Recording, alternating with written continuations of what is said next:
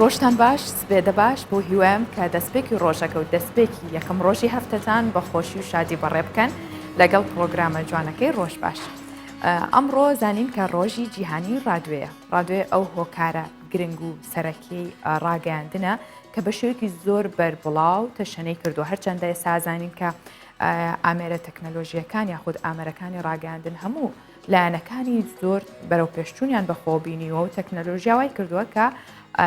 زۆر بەربڵاو بێ بەڵام هێشتا ڕادیۆ ئەو گرنگی خۆی لە دەست نەداوە بۆیە ئێمەمانەوێت ئەمڕۆ تەوەری پرۆگرامەکەمان تایبەت بکەین بەو ڕۆژە جیهانیە کە مێژوێکی زۆر دێرینی هەیە بە تایبەت لە هەموو ڕۆڵێکی گرنگیشی هەبووە لە هەموو شۆڕشەکانی گەلی کوردستان و کوردستان بەگشتیش. دواتر قسەی زیاتری لەسەر دەکەین و زانیاری زۆر گرنگیش لەبارەی ڕادیۆ بۆ ئێوە دەخەینە ڕوو بەڵام لە بیری ناکەین سەرەتا با بچینە لای کورتەی هەواڵەکان بزانین لە پرسە سیاسیەکان لە جیهان لە ناوخۆچی دەگوزارێت و دواتر ئەگەڕێمەوە ناو بەرگە و بابەتەکانی دیکە.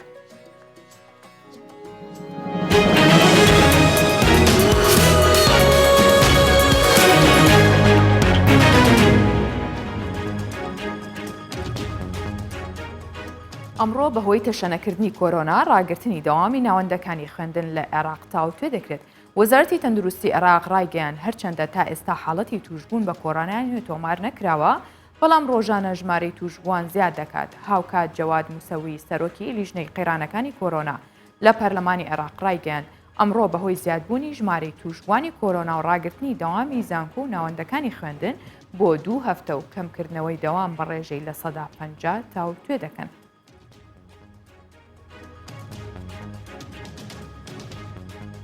زیاتر لە 20 پەرلەمانتاری عێراقی و خێزان و پاسەوانەکانیان تووشی کۆرۆنا بوون. محەممەد حەلبوسی سەرۆکی پەرلەمانی عێراق ڕایگەیان زیاتر لە 20 پەرلەمانتاری فراکسیۆنە جیاوازەکان و خێزانەکانیان و پاسەوانەکانیان تووشی ڤایرۆسی کۆرۆنا بوون. لە حەلبوسی ئاماژەی بەوەش کرد کە 28 کارمەندی پەرلەمان تووشی کۆرۆنا بوون کە لە نێویاندا بەڕێوەبەرێکی گشتی و کەسایەتێکی پەیوەندیدار بە ئاسایشی پەرلەمانەوە هەیە. ئاشکراشی کرد بە شێک لەوانەی کە ئەرکی پاراستنی ئەنجومەنی نوێنەرانیان هەیە تووشی ڤایرۆسەکە بوون.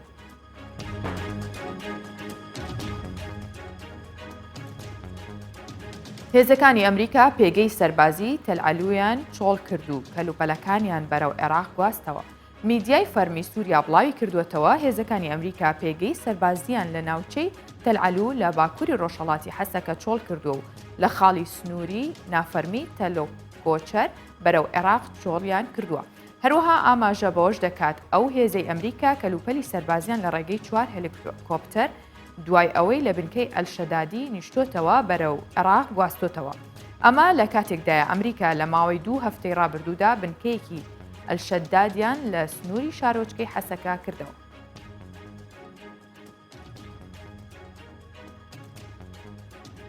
لە 12 ڕۆژدا 33 ئۆپراسیۆن دژی داعش لە عێراق سووریا ئەنجام دراون. وێن مۆرتۆی وتەبێژی فەرمی هاوپەیمانی نێودەوڵەتی دژی داعش لە تویتێکدا نووسیوێتی لە ماوەی 12 ڕۆژی ڕابردوودا بە پشتیوانی هاوپەیمانی نێودەوڵەتی 33 ئۆپراسیۆنی ئاسمانی و زەمینی دژی چەکدارانی داعش لە عێراق و سووریا ئەنجام دراون. دەژڵێت لە ئەنجامی ئۆپراسیۆنەکاندا 20 چەکداری داعش لە ناوچەیە کوژراون و جەختیش دەکاتەوە ئۆپراسیۆنەکانیان بۆ سەر داعش بەردەوام دەبن.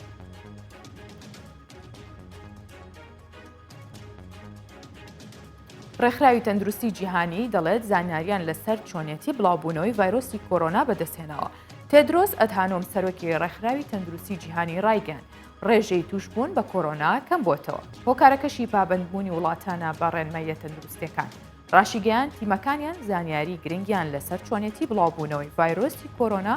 بەدەستهێناوە و هەڵسەنگاندن بۆ زانیاریەکان دەکەن. هەفتەی داهاتوو لە راپۆرتێکدا بڵاویان دەکەینەوە. جەختیش دەکاتەوە کەمکردنەوەی پابەندیەکان وا دەکات جارێکی دیکە مەترسیەکانی بڵاوبوونەوەی ڤایرۆسەکە سەرهەڵ بدەنەوە.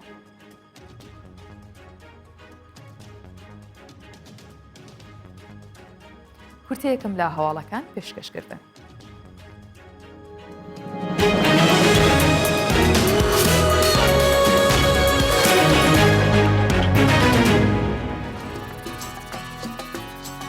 لەگەڵ گۆڕانکاریەکانی سەردەم وەکو ئاماژەشم پێکرد بێگومان گوێگری ڕادیۆ کەم بۆتەوە بەڵام هێشتا کەسانێک هەیە تەنها گوێ لە ڕادیۆیەگرن. هێشتا ئارزووی گوێگرتنەکەن لە رادیۆ و هەموو هەواڵ و زانیاریەکان لە رادیۆ بیستن چونکە بەلایەنەوە رادیۆ داهێنانێکە کە چێژی بە مرۆڤایەتی بەخشیوە بۆی هەرگیز فەرامۆشی ناکەن و بەردەوام گوێ لە رادیۆیەگرن ئێستش بابێکەوە ئەم بابەتە ببینین کە هاوکارمان دیار جەمال ئامادەی کردووە.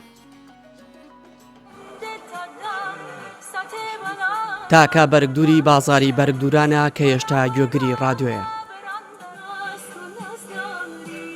لە سەرەتای شەستەکانی سەدەی ڕابردووەوە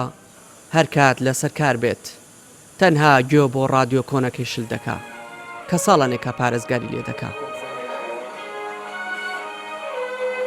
بەلای مام عەلی رادیۆ ئەو داهێنانە بوو کە ڕووی مێژووی بۆ هەتایە گۆڕی و بەشێکی ژیانی ڕۆژانی خەڵکی داگیر کرد بۆیە نایەوێ هەرگیز رادیۆ فەرامۆش بکە. لە بیداتی شەستەکانی جۆرە رادیۆگر بۆ ئیشی ئێمەش رادیۆکە گونجاوترە وەک لە تەلەڤیزیۆن چونکە تەلەڤیزیۆنە بێت تەماشایکەی هەمجۆی لێگریشی خۆش دەکەی خۆشە ئەو رادیۆکە ئەنجا هەم بۆ گۆرانی مۆسیقا بێ هەم بۆ بەرنامەی هەموو چەشنە بەرنمەیەک ئیسادەی خۆی هەیە رادیۆ کام و چێژی خۆی هەیە رادیۆ. لە هەرێمی کوردستان نزیکەی 200 رادیۆی مۆڵەتدراو هەیە هەریەکەیان بە شێوازێک پەخش بۆ گوێگرانیان دەکەن. ئەوەی جێگەی نیگەرانی زۆرێک لە ڕۆژنامەنووسانە ئەوەیە بەهۆی گۆڕانکاریەکانی سەردەمەوە گوێگری رادیۆ کەم بۆتەوە. سەندیکای ڕۆژنامەنووسان و ڕێکخراوی دیالۆگ و کللتور لە هەوڵدان ڕۆڵی جاران بۆ رادیۆ بگەڕێنەوە. هەموو هۆکارەکانی گەیاندن لە رادیۆیەکە ئەتوانێت پەخش بکرێت ئەوەی کاڵێ ئێستا رادیۆ باوی نەماوە شۆڕشی رادیۆ بەسەرچوو نەخێت ئێستش رادیۆ گرنگی خۆی ماوە ئێمە هەمومان قەرزارباری رادیۆکانی شاخین لەبەرەوەی هەم تەمەنی شۆڕشەکان کورت کردەوە هەم ئێمەشیان گیانە کناری ئارام و ڕۆژی ڕاپەڕین کە هەرێک لە ئێمە لە ناو ئۆتۆمبیلەکانماندا هەتاوەکو شوانێک لەسەر شاخ هەتاوەکو بگرە ئەفسەرێک لەسەر سنوور کە زۆربەی شوێنانەدا جگە لە رادیۆ هیچ جێگرێوێکی میدیایی کە نییە. ئێمەش لێرەیە ئاماجەکەمان جگە لە یەکترناسین و کۆبوونە و کاری هاوبەش چۆن بتوانین بە هەمان شێوەکو ڕابردوو کە رادیۆ بکەینەوە بە پلاتفۆرمێکی گرنگی میدیایی لە ناو کۆمەڵەکە. نەتەوەگرتووەکان 5 ساڵ لەمە پێش 13 شوباتی هەموو ساڵێکی کردوتە ڕۆژی گیانی رادیۆ لە هەرێمی کوردستانیش ڕۆژەکە بەرز ڕادەگیرێ گەرچی ڕای جیاواز لەسەر یەکەم پەخشی رادیۆی کوردی هەیە کەچی هیچیان یەکلاکەرەوە نین بەڵام یەکەم پەخشی رادیۆی کوردی لە عێراق لە بەغدا بووە لە ساڵی 1939 دیار جەمال کوردستان 24 سلێمانی کوردستان 24 نوێترین هەواڵ زۆرترین زانیاری بەڵێ زیاتر زانیاری یاخود بڵێم زانیاریەکانی دیار جەمال کە لەو پاکێژێدا خستی ڕوو ئێمە درێژ دەکەینەوە باسی واکەم کە نەتەوەیەگرتووەکان لە ساڵی 2012 بوو کە بڕیاریاندا 13 شوباتی هەموو ساڵێک ببێتە ڕۆژی جیهانی رادیۆ بەپێی ئامارەکان یاخود داتاکانی جیهان کە کۆکرایەوە لە ساڵی 2015دا 15,000 ئێزگەی رادیۆیی هەبوو بێگومان ئێستا زیادیشی کردووە ئەو پەخشە یاخود ئەو ئێزگانەی کە هەیە بە تایبەت لە کوردستانیش هێشتا گرنگی خۆی ماوە و هەر بەپێی ئەو داتانش کە 608 ملیار کەس لە جیهاندا گوێبیستی رادیۆیە بن و لە 175 ئەو ماڵانەی لە وڵاتە پێشکەوتەکانن رادیۆ لە ناو ماڵەکانیاندا هەیە. بابەتێکی تایبەتمان هەیە ئەویش کە جۆن کەیج یەکێکە لە میوزیکدانەرە سەرنجڕاکێشەکانی سەدەی 20 کە هەمیشە کەرەستەی سیر و سەمەرەیە کردە ئامێری دەستی میوزیک ژەنەکان تا سۆڵۆی پێبژەنن بە تایبەت سۆڵۆ ژەنەکان لەو ئامێرانش کتری مەنجاڵی بوخار یاخود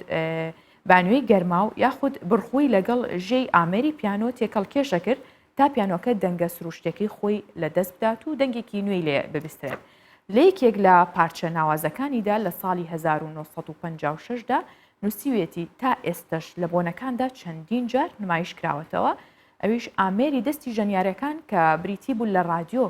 کەیج سکۆری میوزیکی بۆ 8 رادیۆ نووسیوە کە ژەنیارەکان بەردەوام لەسەر شەپۆلە جیاوازەکان فریکوێنسی رادیۆکان دەگۆڕن و هەر یەک بۆ ماوەی چەند چرکەیەک لەسەر کەناڵێکی رادیۆیی دیاری نەکراو ڕایدەگرێت و پاشان دەیگۆڕێت. ئەم کارە بە سەرپەرشتی ڕابەری ئۆکەسترا دەژەنرێت ئەوەی جێی سەرنجە لەم پارچەیەدا ئەوەیە کە هەرگیز ئەم پارچەیە دووبارە نابێتەوە هەر جارێک بژەنرێت شتینیۆ و جیاواز دەبیسترێت چونکە پرۆگرامەکان لە هیچ کەناڵێکدا دووبارە نابنەوە.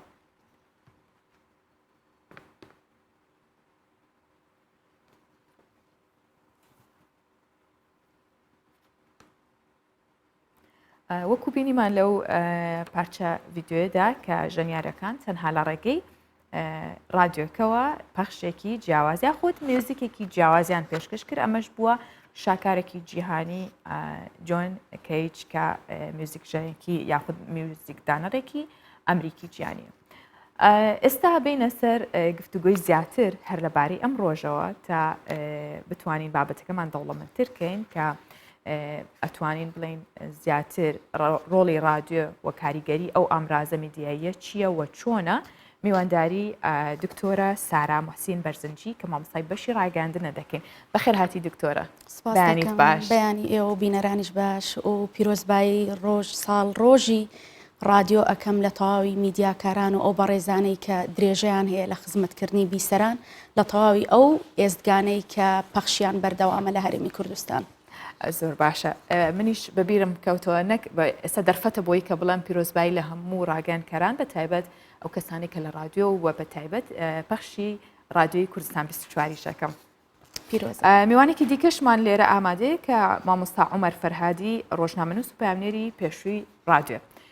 ئەویش لەگەڵمان دەبێت لە پرۆگرام ئامادە دەبێت و بەیانیت باش مامۆستا ڕۆژێکی باش بۆ تۆش پیرۆزبایی ئەم ڕۆژەش لە تۆکەم. بەیانی ئەوەش باش و بەیانی هەموو جۆگران و بیسەرانی کەناڵەکانی ڕاگەیاندن لە کوردستان و لە دەرەوەی کوردستان باش. زۆر سوپاس. مامۆستا بۆ پێی کە تۆ ئەزمونێکی زۆر هەیە لە ناو رادیۆ ئەو تۆش پێمان بڵێ کاریگەری و ڕۆڵی رادیۆ چی بووە لە سەرەتاوە تا ئێستا؟ بەڵێ ڕۆڵی رادیۆ ڕۆڵێکی گرنگی هەبووە لە گەیاندنی هەواڵ و بتەوکردنی پەیوەندیە کۆمەڵایەتیەکان و نیشتیمانیەکان لە ناو گەلانی جیهان بەگشتی.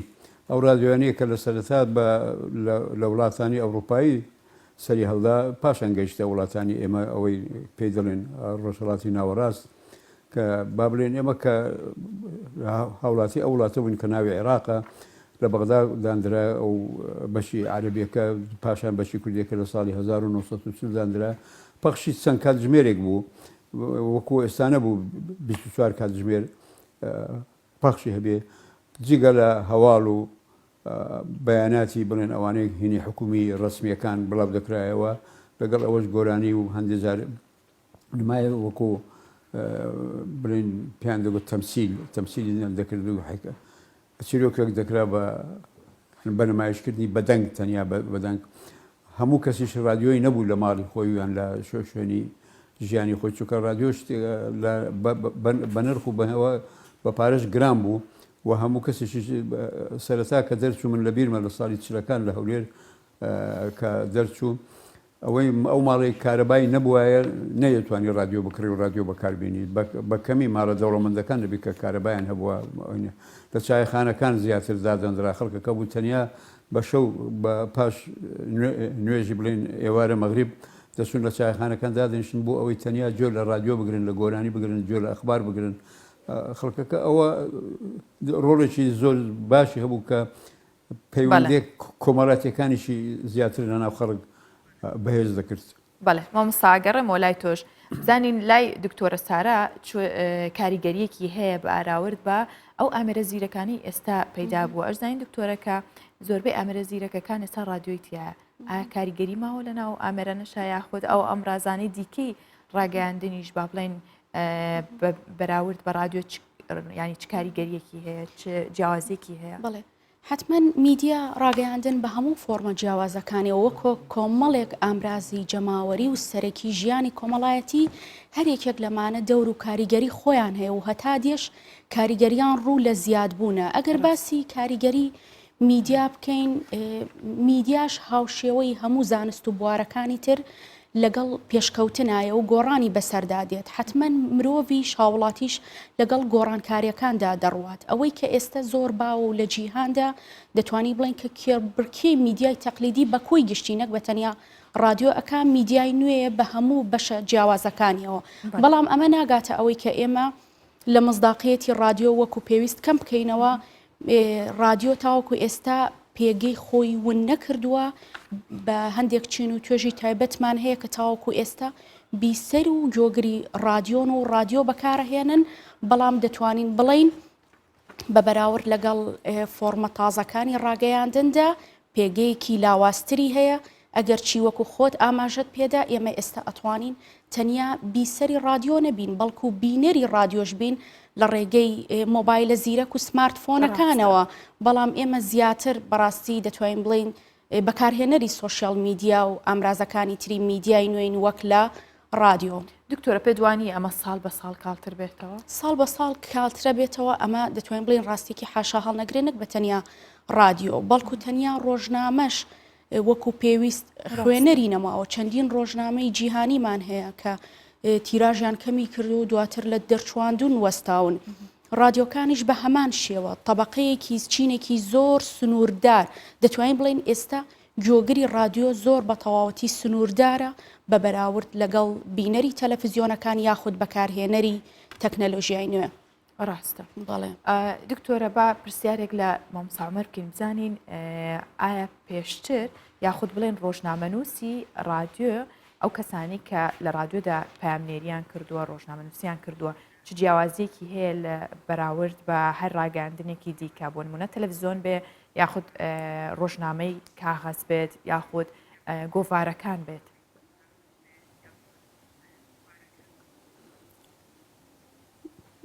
بەڵێ ئەوەی کە هەواڵی بۆ رادیۆ نردووە زۆر جیاوازی هەیە لەگەڵ ئەوەی کە بۆ ڕۆژنامەیەک دێنێری ئەو بەنووسین بوو ئەوە بەدەنگ بوو ئەوەی پایمێری تەلەڤیزیۆنی دەبی بەدەنگ و بەوێ نەبێ جیاوازی هەیە. من ئەو لە ئەزمموی خۆم کە 15 ساڵ و 6 مانگ بۆ رادیۆی دەنج ئەمریکا بەشە کوردیەکەی پامێرم بووم لە هەولێر هەواڵمان وەردەگرت چاوپێکەوتن لەگەڵ ئەوەی کە پەیوەندی بە هەواڵەکە هەیە دەمان کرد بە راپۆرتێکی دەنجی دەمان نرد بۆ لای ئەوانیش وەکو بڵین ئەو شتانێک کە بەدڵیان نەبووە شت هەبووە بەدڵیان نەبووە دەنگەکە باش نەبووە شت نەبووە چاشیان دەکردەوە ڕێکیان دەخستەوە. گەیاندنی هەواڵ بەدەنگ و لام وایە ئاسانتر بوو لەوەی کە بە ڕۆژنامە یان بە گۆڤار بگا یان بە تەلەڤیزیۆن بگا بەدەنگەکە ئاسانتر بوو لە هەر شوێنێک دانیشتووە رادیۆکەی ئەگەر کردبووە رادیۆکی ترانزستەری بچوشیشی پێبووە یان لە مۆبایلەکەی جۆی لێ دەگرت. ئەوە کاریگەریەکی تایبەتی زۆر بەهێزی هەبوو وەکو ئاماژشتان پێدا منیش وا دەبینم کە ڕۆڵی ئەو جۆرە ڕاگەاندانە وەکو جارە نامێنێتەوە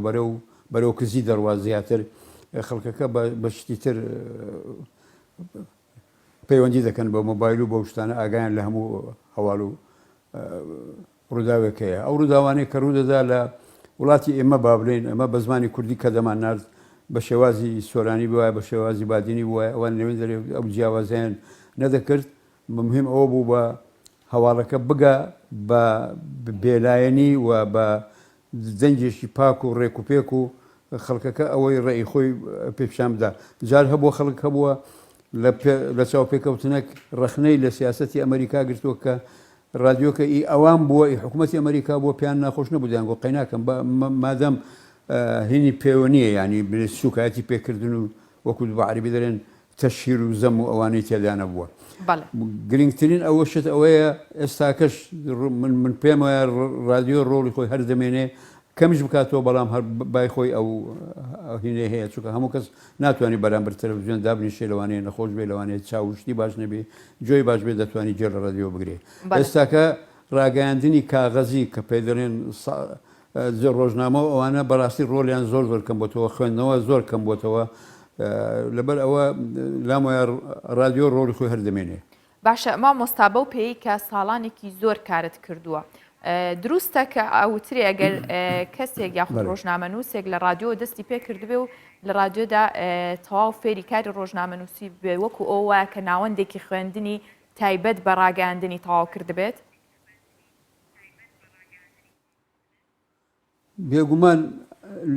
لە ئەزمموی کارکردن لە رادیۆ لام وایە ئەوەی کە رادیۆش کار بکات دەبی پێشتر ینی باگراوندێکی ڕاگەاندن و خوێندنەوە و نووسینی هەبوو بێت لە ڕۆژنامەکان. من بەس بە حاڵی خۆم لە تەمەنی 14 ساڵیەوە من ڕۆژنامەکانی عێراقی کە دەردەچوو لە بەغدا دەهات ڕۆژێکیان ڕۆژنامە کە بوو ناوی ئەلبیلاد بوو ئەوەی هەبوو گۆشەیەکێ بوو وشە یەکتر بڕی پێدەرین بە کوردی ئەلکەلیمات المتەقاطع باوەڕ بکە ئەو ڕۆژە ڕۆژانەکەم کە لە قوتابخانە وەرم دەگرت لە ماڵەوە خەرجم نەدەکرد ئەو ڕۆژنامەیان پێ دەکرێت. ئەگەر ئەو بەگراوندەم نەبووایە بە خۆشەویستی ڕاگەاندن و خوێندنەوە و ڕۆژنامەوانی بابڕین کە دێنن ئیعلامی پێدەگوترا لەم وایە لەوانێشە نەمدەتوانی ئەو کارەی پامێریەکەش بکەم بۆ خۆشەویستی گۆرانەکانی عەربی گۆرانەکانی کوردی ئەوانە بەرنامەی گۆرانی داواکراو هەبوو هەمووی ئەوانە هەمووی لە رادیۆەکان ڕۆڵێکی زۆر گەوریان هەبوو پێگەیاندنی هەستێکی ینی ڕەوشەمبیری جوان لە ناو خەڵکی نەخوێندەوار هەبوو لە ڕێی ئەو رادیۆیانە شعری گۆرانیان لەبەردەکرد ینی کە خوێندەواریشی نەبووە. ئەوە دەوری هەبووە من دووبارە دەڕێمەوە رادیۆ دەوری خۆی هەردەمێنێ بەڵام ئەگەر کەمش بکاتەوە بەڵام هەردەمێنێ. بەڵێ مام ساگەڕێمە وڵات بە هەمان پرسیارش لە دکتۆرە سارا بکەم کە بە هەمان شێوە ئێوە ڕاتان چیە لەسەرەوەی کە ئەگەر کەسێک بە رادیۆدا ڕۆشت بێت یاخود ئەزمموی کارکردنی بە رادیۆدا ڕۆشت بێ وایە کە ناوەندێکی ڕاگەاندنی تاوا کرد بێت. بەڕاستی دەقاودەق من لەگەڵ ئەم قسەیەدانیم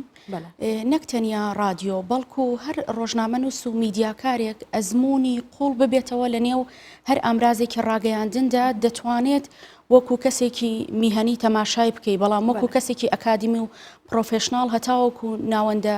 زانستیەکانی تایبەت بە بەشی ڕاگەیاندن تەواو نەکا غیابێک لە کارەکەیە هەیە کەلێنێک لە کارەکەیە هەیە بۆیە ئەم دوولایەنە هەردووکی یەکتر تەواوەکەن بەڵام دەتوانی وەکو کەسێکی ئەزموندار تەماشای بکەی. باشە دکتۆرە سارا ئەزانین کە رادیۆ یاخود بینەری هەیە بیسەری هەیە لە هەموو چین و توێژەکان هەواڵ وەرەگرێ یاخود بڵێن کاردانەوەی هەیە لەسەر هەموو چین و توێژەکان بەبێ جیاوازی بەڵام ئەمە چونوا بکرێت یاخود ئەم هۆکاری ڕاگەاندنە بمێنێتەوە و ڕۆڵی زیاتر بکرێت لەسەر هەموو ئەو چین و توێژانە لەوانەیە تەلەڤیزۆن کەسانی نابینە نەتوانن بیبینن بەڵام رادیۆ بە پێچوانەوە ئەمە چی بکرێت بۆی کە ئەو ڕۆڵە گرنگی لە دەست نەدات؟ بڵێ دیارە هەموو ساڵێک یادی رادیۆ دەکرێتەوە هەروەکو لە راپۆرتەکەی بەڕێزیشتان ئاماژەتان پێکرد لە 11 شوبات وەکو ڕۆژی جیهانی رادیۆ ناسراوە لەلایەن ڕێکخراوی یونسکۆ لە نەتەوە یەکگرتوەکان کە هاوکاتە لەگەڵ پەخشی یەکەمین رادیۆ لە وڵاتە یەکگرتوەکانی ئەمریکا کە لە دوای حربی عالەمی دووەمەوە زیاتر ئەمە بڵێ قسەی لەسەر کراوە لەبەر ئەوەی کە رادیۆ ڕۆڵێکی خراپی هەبووە لە کارکردنە سەردەرونی خەڵک بڵاوکردنەوەی پروپاگەندا ئەمەیان کردو بۆ بڵاوکردنەوەی بەهای هەواڵ زیاتر ببوورە بەهای رادیۆ بۆ ئەوەی کە نیشانی بدەن هێشتا رادیۆ بەهای گرنگی خۆی هەیە و ئامرازێکی گرنگە بۆ بڵاوکردنەوەی هۆشیاری ئەمە جگەلەوەی کە رادیۆ لە هەموو چین و توێژە جیاوازەکان دەتوانن لی سوودمەند بن بەڵام ئەوەی کە ئێستا بۆتە جێگەی نەنگی و نیگەرانی ئەوەیە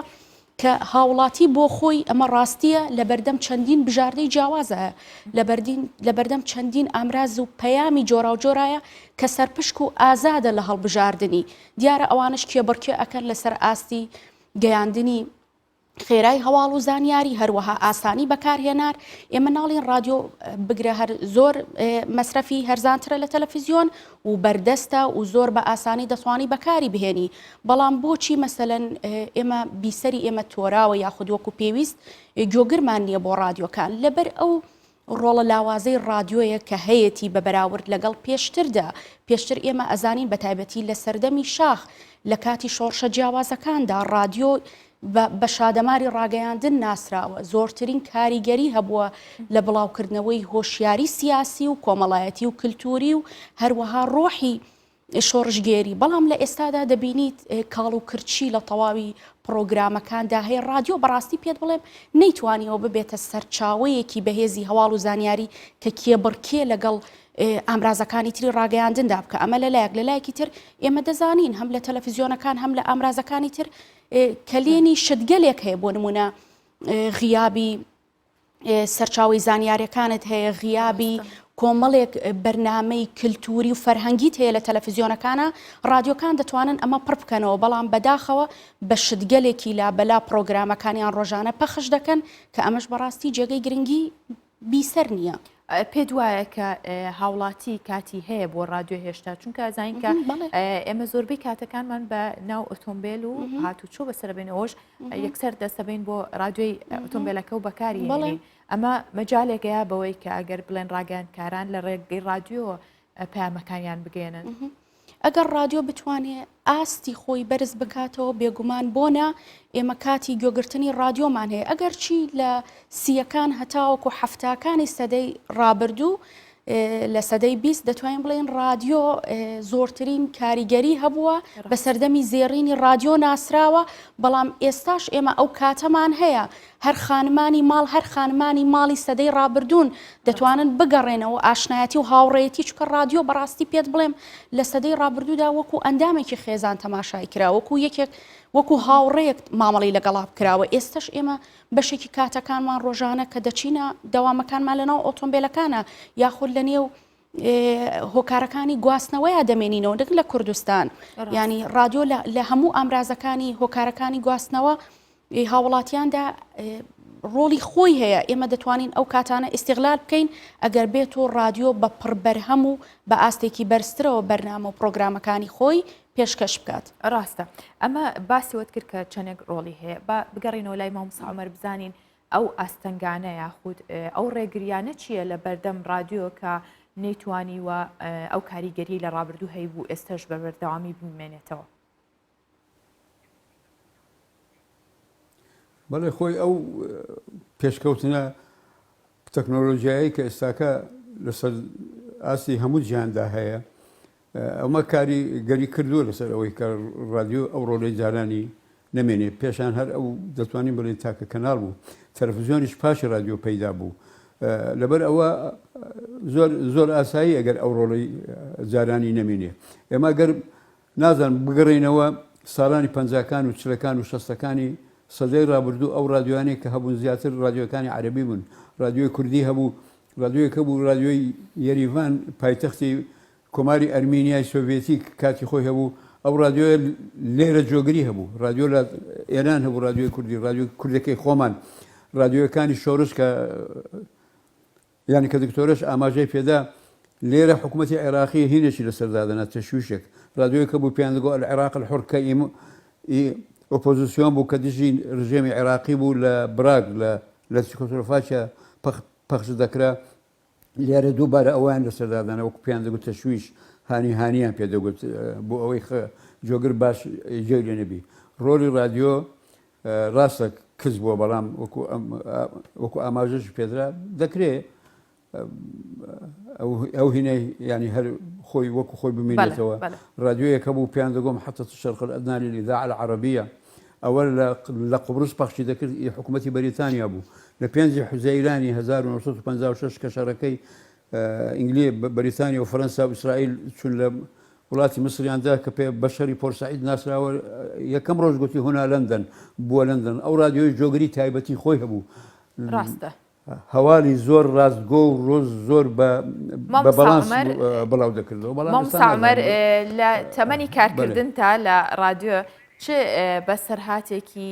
ناخۆش ئەزانین کە ڕاگەیاندکاران زۆربەی کات بە دۆخی زۆر قورس و ئەستەماتی پەڕن بەڵام چ شتێک کە تا ئێستا لە بیرەوەری تۆ داما بێتەوە و زۆریش کاریگەری هەبوو بێت لەسەر ژیانت من کاریگەری ئەو باسی ئەگەر باسی ئەو ماوەیە ئەو 15 ساڵی کە لە پەیامی ئەگەر ڕووداوێکی زۆر گرنگ بوو بێت جا خۆش بێ یا ناخۆش بێت چییە؟ بەو دەرەجەیە نەبووە ینی ئێمەیان دەستگاکانی ڕاگەاندنی حکوومەت بووە حزب بووە ئاگاداریان دەکردینەوە کە لە شوێن لەو شوێنە ئامادە بین کە دەمان بنە بۆ ئەوێ بەڵام جار هەبووە من بخۆم شخصی خۆم جارێکیان لە ئوتێل خانزاد ڕاوەستا بووین تقریبا بڵێم ساعت و نیوێک مابووین هەمومان ئەو ڕۆژنامەنووسانە پامێنەرایان بردبوو ئەو بەرپرسەی کە دەبوو بێ قسە بکە بۆمان نەهات من هاتمە دەرەوە بڕۆیشتم ئەوان گوتم بۆ چێ گوتم دەڕۆم احترامی ڕێزگرتن لە مەوعید نەبێ من ئەو کارە ناکەم وابزانم دوو پامێنەری تریش لەگەڵ من هاتنە دەرەوە هاتینەوە کار بەجیمان هێشت ڕێزگرتن لە کاری ڕۆژنامەوانی لە پامێنەران لە نووسەران ئەوانەی کە لە ڕۆژنامەکانیش دەکەن لە کەناڵەکانی ڕاگەاندن کار دەکەن حەقی ئەویان هەیە کە ڕێزیان لێ بگیرێ و ڕێزگرتن لە کاتی کارکردنیان و مەوعید و ئەو شتانیان بکرێ یەکجار ئەوم بەبیرە بەڵام من بە پامێنەر هەم بەتەمەنیش پێیان دەگوتم شێخی پامێنەران ڕێزێکی تایبەتیم هەبوو لای گەورە بەرپرسانی هەرێم لێرانە شێخی پامێنەران هەمیشە ڕێزدار بی ئەگەڕێم وڵات دکتۆرە سارا پێت وایە ڕادیۆ دەتوانێت ڕای گشتی دروست بکات پرسیارێکی جوان بوو باشە بۆ لە سەرەتای دەرکەوتنی ڕادیۆ ئەگەرچی ئێمە بڕاستی لە ماوەکانی ڕابردوودا لە سەرەتای دەرکەوتنی ڕادیۆ ئێمە ڕادیۆیەکی سربەخۆی کوردیمان نەبووە بەڵکو پەخشی کوردیمان هەبووە هەم بەشی کوردیمان هەبووە لە ڕادیۆی بەغدا کەیوت ئێرە بەغدایە لە چارەکە سەعاتێکا ڕۆژانە پەخشی خۆی ئەکرد بۆ توانی کاریگەری هەبێ بۆ توانی ڕای گشتی بوو ڕوژێنێ و هەروەها ئێمە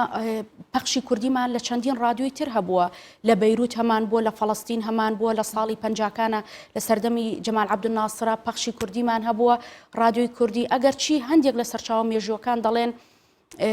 ڕادیۆی یەریڤانمان هەبووە لە ساڵی 1930 کە ئەمە جیاواز لە ڕادیۆکانی ترتوانێتی بەرهەمی کوردیش بڵاو بکاتەوە بەڵام ئەوانی دیکە بۆ خزمەت و خۆشەویستی کوردانە بووە بەڵکو هەمووی ئاراستەکراو بوون و ئامانجی تایبەتی خۆیان هەبووە بەڵام دوجار کاریگەری هەبووە بە تایبەتی ئێرە بەغدایە هەتاوکو ساڵی 2023 دەتوانین بڵێن یەکێک بۆ لە ئەرشیفە گەورەکان زۆرترین کاریگەری هەبووە کە دوجار سەعاتی پەخشی زیادی کرد ئەی بۆ ئێستا ناتوانێت ڕایگشتی دروست بکە بێگومان ناتوانێت چونکە ئێمە کێشەیەکمان هەیە ئەویش ئەوەیە کێشەی پەیاممان هەیە پەیامی میدیاییمان هەیە کە دەتوانم ئەم قسەیەم گشتگیر بکەم بۆ هەموو ئامرازەکانی تری ڕاگەیاندن بە تەلەڤیزیۆنەکانی شەوە ئێمە کلێنی پەیامی میدیاییمان هەیە وەکو لە ڕووی ناوەڕۆکەوە ئێمە لاوازین لە ڕووی تەکنیکەوە ڕاستە کێبڕکێ لەگەڵ کەناڵە عەرەبی و کەناڵە بیانیەکاندا دەکەین بەڵام لە ڕووی مەزمونەوە دەتوانی بڵین وەکو پێویست ئێمە هەنگاوی باشمان نەناوە ئێستش زۆرێک لە ڕادیۆکان چاوەڕێن ئەو ڕۆژە خەبات و کوردستانی نوێ بگاتە بەردەستیان هەتاوەکو هەواڵی ڕۆژنامەکان بخوێننەوە یاخود سەرچاوی هەواڵەکانیان تۆڕە کۆمەڵایەتیەکانە کە خۆی تۆڕە کۆمەڵایەتیەکان مەزدەری مەجهولە ینی ئەمانە هەمووی هۆکارێکن بۆ ئەوەی کە بڵین ڕادیۆ لە ئێستادا وەکو بەرپرسیارەتیەکی ئەو تۆی نییە وەکو تواناش بەڕاستی توانایەکی بەهێزی نییە بە بەراورد لەگەڵ پێش و کەوەکو باسم کرد دکتۆرە یەکێکی دیکە بڵین ئەتوانین بیکەین بە هۆکاری ئەوە کە زۆری ڕادیۆکان ئێستا زۆرترین ئەزگەی ڕادیۆیی هەیە لە ناو هەرێمی کوردستان و بگرە لە جیهانیشدا کە تا 2015 15,000 وێستگەی ڕادیۆیی هەبووە بێگومان هەرێمی کوردستان ئێستا زیاترە کەمتر نیە 200مان هەیە ئەمە ئەوەی ڕادیۆمان ئەمەی وەکو مۆڵەتی فەرمیان بەپێی ئامارێکی سندیکا بەڵام هەشمانە کە ڕادیۆی موزیکن یاخود پەخشی قورئانی پیرۆزەکەن ئەمانە وەکو پێویست بڵێ مۆڵەتیان نییە بەڵام ئەوەی کە مۆڵەتی فەرمی هەیە و تۆمار کراوە لە سندیکا 200 ڕادیۆمان هەیە ئەمە نابێتە هۆیەوەی کە وترێ بێگومان زۆرن بەڵام نەخێر نابێت لەبەرەوەی ئێمە چەندین شاشەی تەلەڤیزیۆنەکان هەیە بە کوردی و عەرەبی و بەڵام هێشتا بینەری خۆی لە دەست نەداوە هێشتا کێبڕکێیەکە لەگەڵ سۆشیال میدیا ئەمە جگە لەوەی دەیان و سەدان و هەزاران فۆرم و جۆری تۆڕە کۆمەڵایەتیەکانمان هەیە بەڵام هەتا دێ ژماری بەکارهێنانی لە هەڵکشاندایە ئەمە پەیوەندی بەو تەلاعبکردنەوەی بە زانیاری و هەروەها سوود وەرگرتن لە تەکنەلۆژیای نوێ چونکە ڕادیۆکو پێویستە ئێستا نەیتوانیوە سوود لە تەکنەلۆژیا وەربگرێت شتێکی تریش هەیە بەڕاستی ئێمە میدیاکانمان ئەوەندەی بەکارهێنەری تەکنەلۆژیان ئەوەندە بەرهەمهێنەری تەکنەلۆژیانی زۆر سپاس بۆ وتەکانت دکتۆرە سارا کامڕۆ لەگەڵمان بووی سپاس بۆ ئێوەشمان لە پرۆگرامی ڕۆژ باش زۆر سپاس بۆ بەڕێستان و سپاس بۆ مامۆستا عومەر فەرهادی کە بە هەمان شێوە لەگەڵمان بوو و میوانی پرۆگرامی ڕۆژباش بوو بە هیواین هەمیشە تەمەندرێژ و کار و جێدەستان هەمیشە دیار بێت لە ناو ڕاگەاندنی کوردیدا.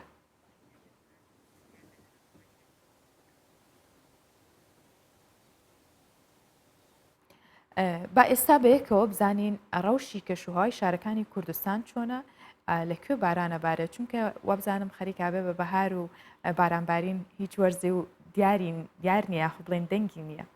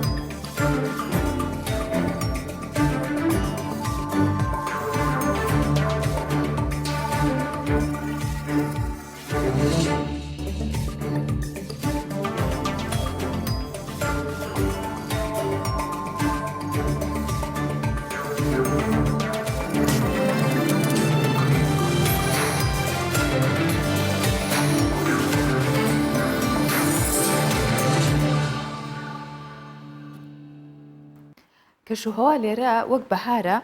بەڵام لە ئیزمیر بەهۆی بارانبارینەوە زیانێکی زۆر بە هاوڵاتیان گەیشتووە کە لە ماوەی 24 کاتژمێری ڕابردوودا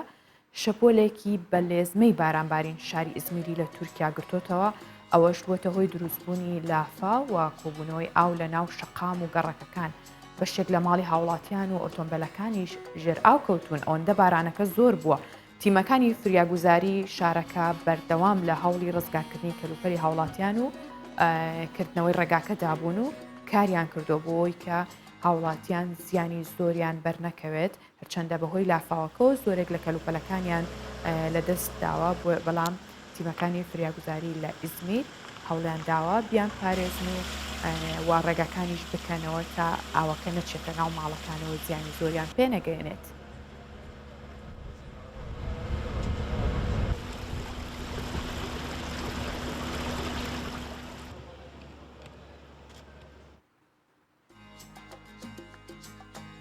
ئێستا بە کەمێ لە کەشوهەوا دوور بکەینەوە چینە لایەنە ئابوووریەکەی ژیانمان تا بزانین بەهای دراوەبیانەکان و نرخی زەر لە بازاڕەکانی هەرێمی کوردستان چۆنە.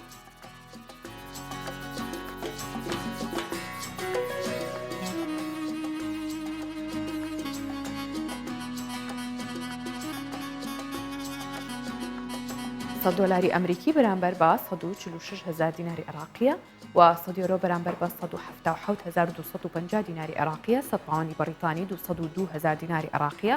100 لیرەی تورکی 20850 دیناری عراقیە، 100,000 تومانی ئێرانی 5840 دیناری عراقیە. جگە لەوانە مسقالێک زێری ئایار 24 431,000 دیناری عراقیە، مسقالێک زێری ئایار 21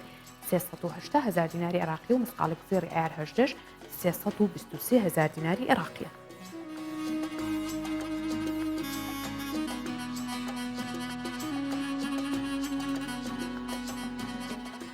بەو هۆی کە ماسی خواستێکی زۆری لەسرە بێگومان بازاڕەکانیشی قەرباڵغە بن، بەڵام لە نێو بازاڕەکانی ماسیدا لە جیهاندا یاخود بڵێن لە وڵاتانی ڕۆژهەڵاتدا مەغریب یەکێکە لە بازاڕە هەرە قەرباڵغەکان بە تایبەت بازاڕی ماسی فرۆشتنی کە کڕیار و فرۆشیارەکان لەوێ زۆر کۆبوونەتەوە و ماسیگرەکان ماسی جیاواز و دەگمەن دەهێنە ئەو بازاڕ و ساغیەکەنەوە. مەغریب بەرهەمی ماسی هەناردەی 3 وڵاتی ئەوروپیە کات نەکار بۆ خۆی. با ببینین زانین چەنە قەرباڵەکەی بەڵام ناشتوانین تامی ئەو ماسی مەغریب بکەین. هەر ڕۆژ بەرئیسبەهان گەمی لە پای هەف بەرئخواددنا vêdeverê û berhemên nêçîrvanî axwe ya ku bi şev dikin tînin. Masîgir bi dirêjahiya şevê mijûlî masîgirtinê ne. Herûha nonerên kompaniyên berhem anîn û henardeyên masiyan jî her sibeh berêxwedidina bazara firotina masiyan û her yek li gor corê masiyan buhayê wan datîne. Li vê navçeyê ji bilîgo 183 gemiyên biçûk biriya mangên destgirt têne çavdêrîkirin dema ku karê xwe dikin. 11 kêlgehên taybet bi xwedîkirina ajalên deryayî jî lê hene. ئەم ji bo sê welatên Ewropa dişînin ئیتالیا، پرتوغال û İspanya. Hemû cora masiyan mîna kalan, kevok û hûd û hemû curên wan em dikarin ji Okyanusya Atlantîk bi dest bixin. Navbînkariya deryayê li bazara masiyan ya vê derê baş diçe. Hevrekiyek di navbera kiryaran de heye û her kesek ku buhayekî baş bide û xwedî ezmûneke baş be jî ew dikare masiyan bigire. Bazara masiyan li nêzîkî bendera Daxile dikeve di sala 2016 de hatiye çêkirin. Ew bazar mîna bazarên mezinên dinin li Megribê û li gor pêdiviyên firotina xwarinên deryayî hatiye çêkirin û bi girîngtirîn navçeya masîgirtinê li ser Okyanosa Atlantîkê û kendava Nehla Zêrî ne. دەمساڵە ماسیگرتنê di meha kanûnê de heya meha sibatê hinekî zehmet e. Weke hûn zanin masîgir ji demjimêr divê bi şev derdikeve heta çarê êvarê. Em yan wan bi darekî taybet digirên yan jî bi caman. Ev yeke jî pir zehmet e. Derbarê buhayên wan guhertin têde heye. Ev navçeya gelek bi samanên deryayî dewlemend e. Ji bilîvê yekê jî desthilat alîkariya me dikin. Elgorî berpirsyarên wê navçeyê ew dixwazin berhemên xwe zêde bikin lê divê ha ji koalîtiya wan jî hebin. Li Daxilê sê corên masîgirtinê hene masîgirtin di kurahiya deryayê de ew masîgirtina kevnar, masîgirtina serkenaran. Herûha zêdetir ji 3000 karkeran jî li wê navçeyê kar dikin.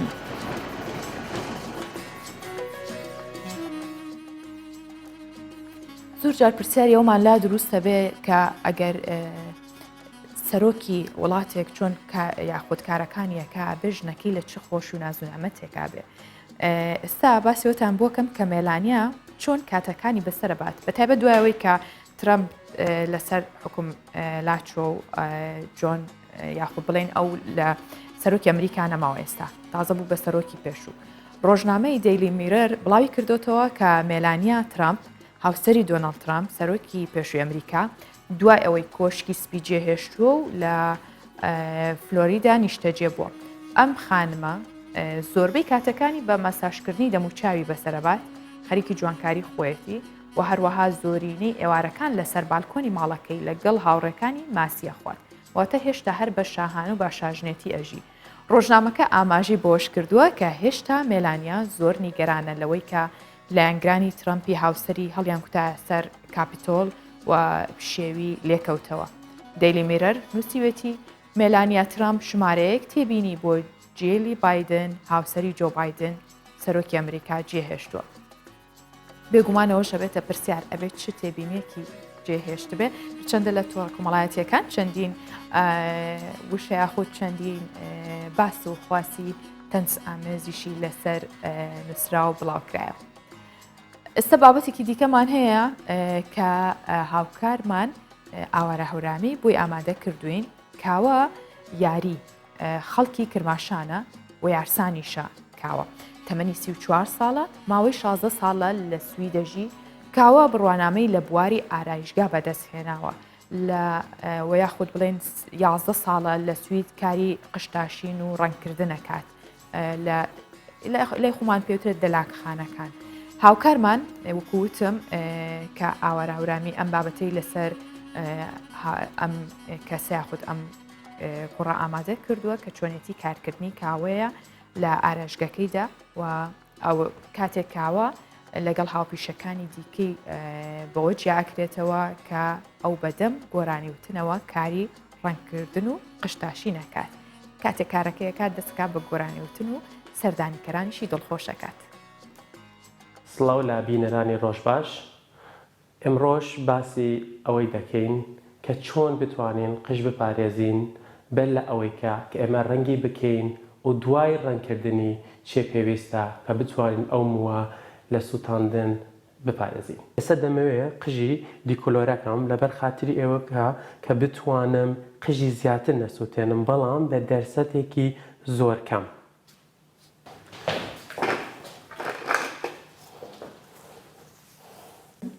شتێک کە زۆر مهمە کە تۆ دەڕۆی بۆ ئارایشگا ئەوەی کە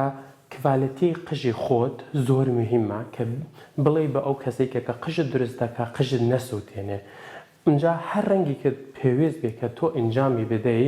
دەتوانی ئەنجامی بدەیت بەڵام ئەبێ بە یەک جارە لەوانەیە تۆ پێویست بێ 2-3 جار بڕۆی بۆ ئەو ڕەنگە جوان دەربهێنی. شتێک کە زۆر مهمە لە ئێرەدا ئەبێ کە بزانیت چەند دەرسەد بەکاردەێنیت بۆ ئەوەی کە قژەکە زیاتر نەسووتێتن و چه پرسنتێک بەکار بهێنی بۆ ئەوەی کە بتانی تا هەمووی دروستکەی قژەکە نەسووتێت. لە ئێرە دەبینن کە من ناتوانم هەمووی قژەکە بۆی ڕنگ بکەم لەبەر خاتری ئەوەی کە ئەوانەی کە لە خوارەوەن زیاتر دەسووتن. بۆ کاتی ئەوەی کە چەند دەقا ڕەنگەکە پێوە بمێنێ هەر مووی سەرێک بە جۆرێکە بەڵام ئەوانی کە قژیان سووتاوە زیاتر لە بینی 20 دقه تا 30 دقه ئەوە نەبێت چونکە زیاتر دەسووتێت. ئێستا ئۆکسیژنەکە بۆ ماوەیەکی 20 دقیقا بە قژی ماوەتەوە ئێستا دەمەوێت بیشۆرم. پیرۆزبایت لێ دەکەم من لە ناخی دڵمەوە، پیرۆزبایت لێ دەکەم من لە ناخی دڵمەوە، دڵم مەکەم بە دیاری بە تۆی دەڕازێنمەوە. ئێستا دەمەوێت هەمووی قژی مووی سەری ڕنگ بکەم بۆ ئەوەی کە ئەو ڕەنگی کە دەمانەوێت لە خۆی گرێ. زۆر گرنگیچە بۆ ئەم ڕەنگانە هەموو جارێک کە لە پشتی سەرەوە ئەو ڕەنگی لێ بدەیت بۆ ماوەی 10 دقیقا تا 15 دقیقا بە قژیەوە بمێنێتەوە. ئێستا دەمەوێت قژی بشۆرم.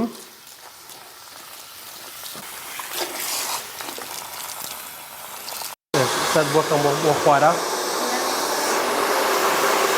بۆچی بەتەنیا لێرە جێ پێشتم، چیرۆکی عاشقی لاویت پێهێشتم، دیارە نازانی گوڵم وانەبێ. وا بینیتان کە قژی ئەو خانمە سوتا بوو، ئێمەش توانیمان بە ڕەنگێکی جوان قژی بهێنە حاڵەتێکی زۆر عادی. ڕۆژێکی خۆش. ئەمە دوابابەتی پرۆگرامی ئەمڕۆی ڕۆژباش بوو، بەڵام بە بیرتانە هێنمەوە کە ئەمڕۆ ڕۆژی گیانی ڕادیۆ بوو، هەمیشە بیسەری پرۆگرامەکانی ڕادیۆی کوردستان 24 بن کە لەسەر فریکوێنسی 99.7 لە دهۆک و هەروەها هەولێر کەرکووک کۆیە و ئەگەر یاخود بڵین لەسەر فریکوێنسی 100.7 لە سلێمانی هەڵابجا زاخۆ سلۆپی جزیرە. هەموو ئەوانە توانن هەموو کات بیستەری بەرگە و بابەتەکانی دەستگای میدیای کوردستان 24 بن کە لە ڕادیۆکەوە بەردەوام پەخش دەکرێت و ئێوە بێبەش نابن لەو زانیاری یاخود ئەو بابەتە هەمە ڕەنگانەی کە ئێمە بۆ ئێوەی پەخش دەکەین. هەمیشە شاد و کامەران بن و ماڵتان ئاوا و دڵتان پڕخۆشی و شادی بێت. ماڵە.